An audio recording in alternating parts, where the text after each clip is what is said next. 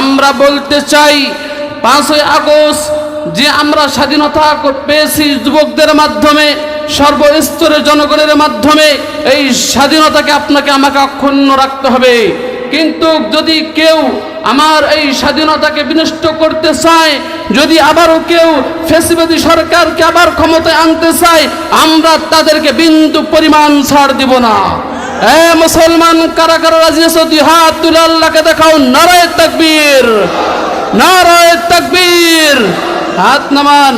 আমারি করছে কারা? টুপিওয়ালা টুপিওয়ালায়, জুব্বাওয়ালা জুব্বাওয়ালায়, এক দাড়িওয়ালা আর এক দাড়িওয়ালাকে মারামারি করে আজকে কয়েকজন ভাইকে তারা পৃথিবী থেকে বিদায় করে দিয়েছে। এই গাজীপুর তাওহীদি মুসলমান জনতা, আমি আপনাদেরকে উদ্দেশ্য করে বলতে চাই, আমরা একটা 5ই আগস্টে আমরা নতুন একটা স্বাধীনতা পেয়েছি। কথা বলেন ঠিক কিনা?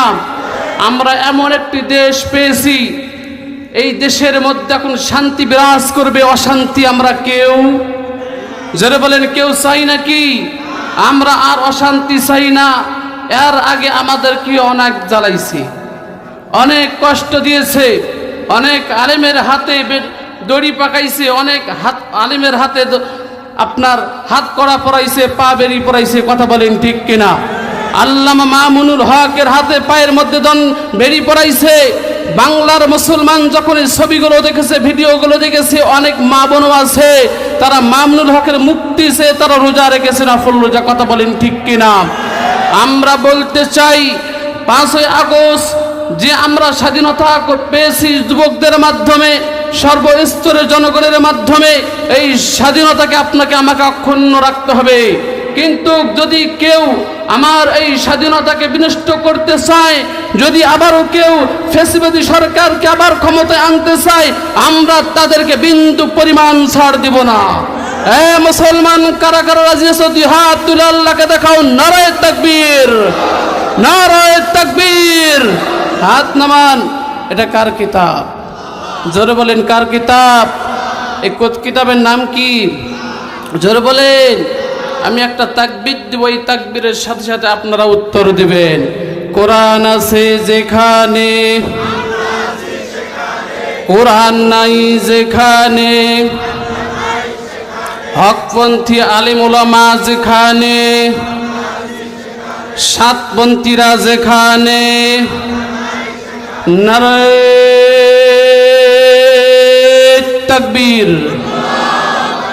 দায়িত্বহীন কণ্ঠে আমি একটা কথা বলতে চাই। সুদূর দিনাজপুর থেকে আমি আপনাদের গাজীপুর শহরে এসেছি, এলাকায় এসেছি। গতকালকে যারা আমার মুসলমান ভাইদেরকে ঘুমন্ত অবস্থায় যারা শহীদ করেছে, সেই চিহ্নিত সন্ত্রাসীগুলোকে চিহ্নিত করে আইনের কাঠগড়ায় দাঁড় করাইতে হবে এবং তাদের সমস্ত কার্যক্রম বাংলার জমিন থেকে নিষিদ্ধ করতে হবে। তাদেরকে আর টঙ্গীর ময়দানে ইজতেমা করতে দেওয়া হবে না, হবে না, হবে না। কারা কারা একমত? হাত তুলে আল্লাহকে দেখাও।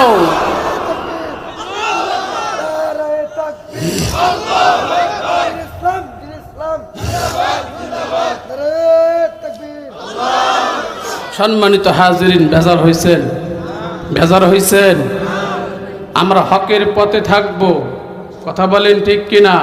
আমরা বাতিলের সাথে থাকবো না, বাতিলের সঙ্গে কোনো আপোষ করতে রাজি। সম্মানিত হাজিরিন, আপনারা অনেক কথা শুনেছেন, আমি এখন ডাইরেক্ট আলোচনায় চলে যাব, কোনো আর ভূমিকায় যাব না।